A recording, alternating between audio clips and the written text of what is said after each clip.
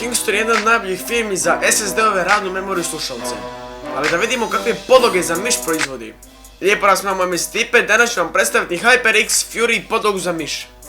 HyperX Fury je visoko kvalitetna podloga za miš. Imamo 4 modela različitih veličina.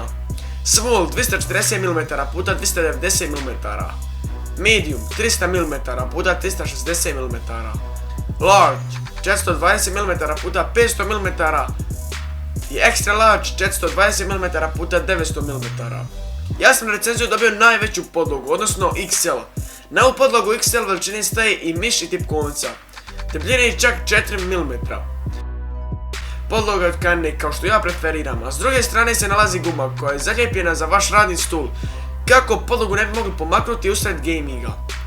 Podloga je odlična, svaku neravninu na stolu ćete osjetiti na ovoj podlozi. Vjerojatno neće doći do onih neželjenih odvajanja materijala na rubovima, kao što zna desiti kod onih jeftinih podloga. Sviđa mi se podloga jer je dizajnirana minimalistički, nemamo nikakvih šara po njoj, osim HyperX loga u donjem desnom kutu. Također, tipkovnica i miš na ovoj podlozi izgledaju savršeno. Kad smo već kod miša, sam miš se odlično ponaša i odlično klizi na samoj podlozi. Definitivno će se odlično ponašati u igrama i imat ćete vrhunsku preciznost.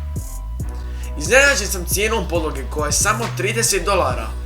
Mislim da za $30 ne možete naći bolju podlogu. U stvari, pa siguran sam.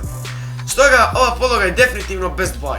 Dolje u komentarima napišite šta mislite o ovoj podlozi. Moje ime je Stipe, vidimo se u nekoj drugoj recenziji. Pozdrav!